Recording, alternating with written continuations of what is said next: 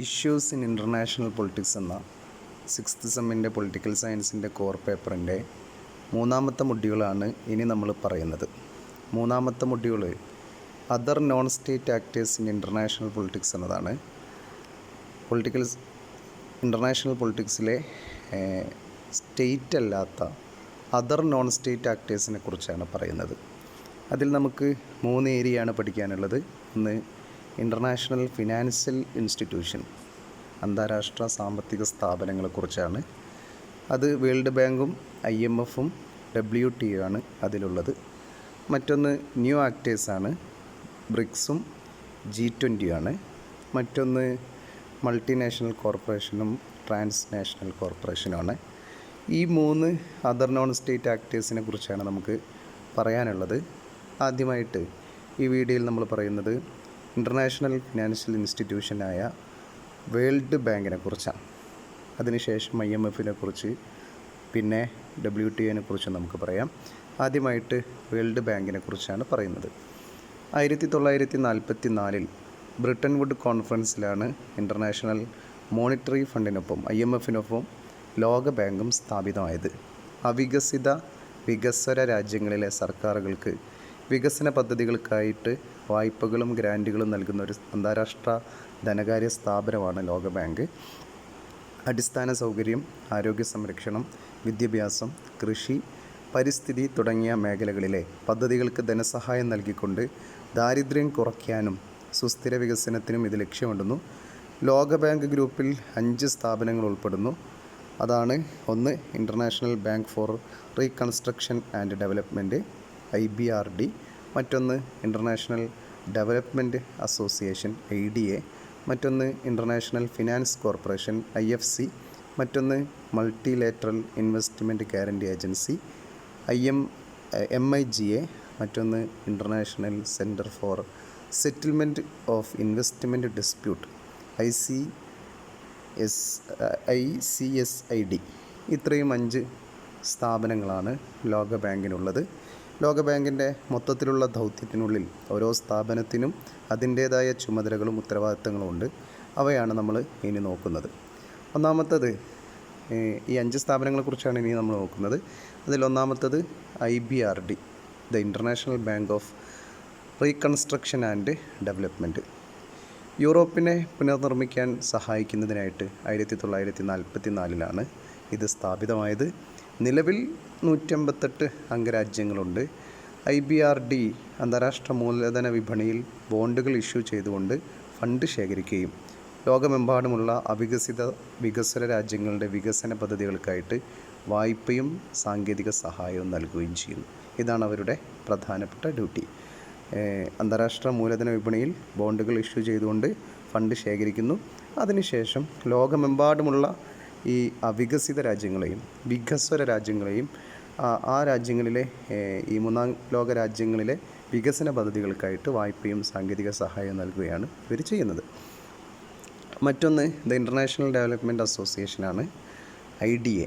1960 IDA സ്ഥാപിതമായത്. നിലവിൽ 172 രാജ്യങ്ങൾ അംഗത്വമുണ്ട്. IDAയുടെ പ്രാഥമിക ലക്ഷ്യം ദാരിദ്ര്യം നിർമ്മാർജ്ജനം ചെയ്യലാണ്. അതിനാൽ ലോകത്തിലെ ഏറ്റവും ദാരിദ്ര്യ രാജ്യങ്ങളുടെ ഉപജീവന മാർഗ്ഗങ്ങൾ മെച്ചപ്പെടുത്തുന്നതിനും അടിസ്ഥാന സൗകര്യങ്ങൾ വർദ്ധിപ്പിക്കുന്നതിനും പാർശ്വവൽക്കരിക്കപ്പെട്ട സമൂഹങ്ങളെ ശാക്തീകരിക്കുന്നതിനും പലിശരഹിത വായ്പകളും ഗ്രാൻറ്റുകളും അവർക്ക് നൽകുന്നു. ഇത്തരം രാജ്യങ്ങൾക്ക്, 3ാം ലോക രാജ്യങ്ങൾക്ക് നൽകുന്നു. കൃഷി, വിദ്യാഭ്യാസം, ആരോഗ്യ സംരക്ഷണം, അടിസ്ഥാന സൗകര്യ വികസനം തുടങ്ങിയ മേഖലകളിലേക്കും ഇതിൻ്റെ പിന്തുണ നൽകുന്നു. അങ്ങനെ ഈ രാജ്യങ്ങളിലെ ദാരിദ്ര്യം നിർമ്മാർജ്ജനം ചെയ്യുക എന്നതാണ് ഇതിൻ്റെ ലക്ഷ്യം. മറ്റൊന്ന് ഇൻ്റർനാഷണൽ ഫിനാൻസ് കോർപ്പറേഷനാണ്, IFC. 1956 സ്ഥാപിതമായതും 184 രാജ്യങ്ങൾ അംഗങ്ങളുമായതുമാണ് IFC. വികസ്വര രാജ്യങ്ങളിൽ സ്വകാര്യ മേഖലയിലെ നിക്ഷേപം പ്രോത്സാഹിപ്പിക്കുന്നതിൽ ഇത് നിർണായക പങ്കുവഹിക്കുന്നു. അതാണ് അതിൻ്റെ ലക്ഷ്യം. സ്വകാര്യ മേഖലയിലെ നിക്ഷേപമാണ്, വികസ്വര രാജ്യങ്ങളിലെ സ്വകാര്യ മേഖലയിലെ നിക്ഷേപമാണ്, അതിനെ പ്രോത്സാഹിപ്പിക്കലാണ് ഇതിൻ്റെ ലക്ഷ്യം.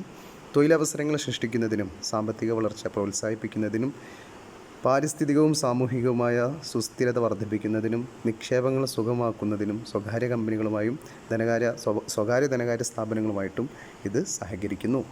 ഇതാണ് ഇതിൻ്റെ പ്രധാനപ്പെട്ട ചുമതല. മറ്റൊന്ന് മൾട്ടിലാറ്ററൽ ഇൻവെസ്റ്റ്മെൻറ്റ് ഗ്യാരണ്ടി ഏജൻസിയാണ് MIGA. 1888 രൂപീകരിച്ച MIGA വികസ്വര രാജ്യങ്ങളിൽ ബഹുമുഖ വിദേശ നിക്ഷേപത്തിന് ഗ്യാരണ്ടി ഏജൻസിയായിട്ട് പ്രവർത്തിക്കുന്നു. 179 അംഗരാജ്യങ്ങളാണ് ഇതിനുള്ളത്. നിക്ഷേപകർക്കുള്ള അപകട സാധ്യതകൾ ലഘൂകരിക്കുന്നതിലൂടെ സാമ്പത്തിക സ്ഥിരതയും വളർച്ചയും MIGA പ്രോത്സാഹിപ്പിക്കുന്നു.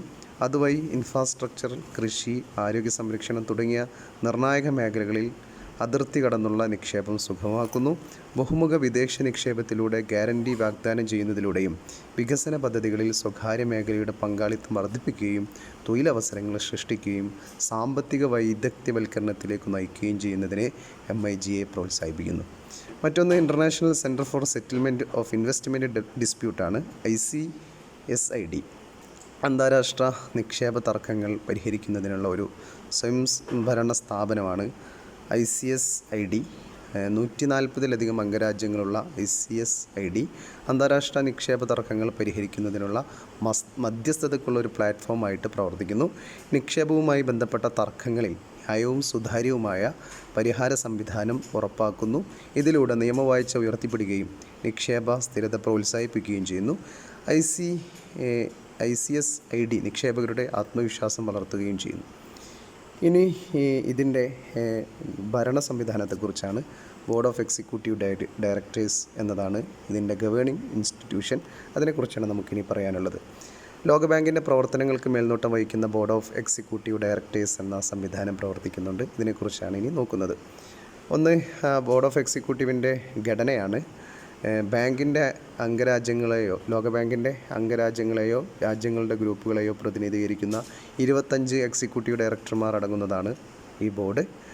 United state, Japan, China, Germany, United kingdom എന്നിവയുൾപ്പെടെ ഏറ്റവും വലിയ ഓഹരി ഉടമകൾ ഓരോ എക്സിക്യൂട്ടീവ് ഡയറക്ടറെ നിയമിക്കുന്നു. മറ്റു രാജ്യങ്ങളെ നിയോജക മണ്ഡലങ്ങളായിട്ട് തരംതിരിക്കുകയും ഓരോ നിയോജക മണ്ഡലവും ഒരു എക്സിക്യൂട്ടീവ് ഡയറക്ടറെ തിരഞ്ഞെടുക്കുകയും നിയമിക്കുകയും ചെയ്യുന്നു. അങ്ങനെ 25 എക്സിക്യൂട്ടീവ് ഡയറക്ടർമാരാണ് ഇതിനുള്ളത്. മറ്റൊന്ന് ഇതിൻ്റെ ഉത്തരവാദിത്തങ്ങളാണ്. ലോണുകൾ നൽകുന്നു, ഗ്രാൻറ്റുകൾ നൽകുന്നു, പോളിസികൾ നൽകുന്നു, നിർദ്ദേശങ്ങൾ നൽകുന്നു. അങ്ങനെ ഇതൊക്കെയാണ് ഇവരുടെ ഉത്തരവാദിത്തം. അവർ സാമ്പത്തിക ബജറ്റ്, സാമ്പത്തിക പ്രസ്താവനകൾ, പ്രവർത്തന നയങ്ങൾ എന്നിവ അവലോകനം ചെയ്യുകയും അംഗീകരിക്കുകയും ചെയ്യുന്നു. തീരുമാനമെടുക്കൽ അതിൻ്റെ പ്രക്രിയ എന്ന് പറയുന്നത് ലോകബാങ്കിൽ തീരുമാനങ്ങൾ എക്സിക്യൂട്ടീവ് ഡയറക്ടർമാരുടെ സമവായത്തിലൂടെയാണ് എടുക്കുന്നത്. നയപരമായ വലിയ കാര്യങ്ങളൊക്കെ ഉണ്ടെങ്കിൽ അതിൻ്റെ തീരുമാനം ഡയറക്ടർമാർക്കിടയിൽ വോട്ടെടുപ്പിലൂടെയാണ് നടക്കുന്നത്. ഇതിൻ്റെ യോഗങ്ങൾ ബാങ്കിൻ്റെ പ്രവർത്തനങ്ങളുമായി ബന്ധപ്പെട്ട വിവിധ വിഷയങ്ങളിൽ ചർച്ച ചെയ്യുന്നതിനും തീരുമാനങ്ങൾ എടുക്കുന്നതിനുമായിട്ട് ബോർഡുകൾ സാധാരണയായിട്ട് ആഴ്ചയിൽ യോഗം ചേരും. വികസന പദ്ധതികൾ, നയപരിഷ്കരണങ്ങൾ, സാമ്പത്തിക തന്ത്രങ്ങൾ എന്നിവ ഉൾപ്പെടെ വിവിധ വിഷയങ്ങളിൽ ഈ മീറ്റിങ്ങുകൾ തീരുമാനിക്കുന്നു. ലോകബാങ്കിനുള്ളിൽ സുതാര്യത, ഉത്തരവാദിത്വം, നല്ല ഭരണം എന്നിവ ഉറപ്പാക്കുന്നതിൽ ബോർഡുകൾ നിർണായക പങ്കുവഹിക്കുന്നു. അവർ അംഗരാജ്യങ്ങളുടെ താൽപ്പര്യങ്ങളെ പ്രതിനിധീകരിക്കുകയും ബാങ്കിൻ്റെ വികസന ലക്ഷ്യങ്ങൾ ഫലപ്രദമായി കൈവരിക്കാൻ ശ്രമിക്കുകയും ചെയ്യുന്നു. അടുത്തത് നമുക്ക് IMF ആണ്. അടുത്ത വീഡിയോയിൽ പറയാം.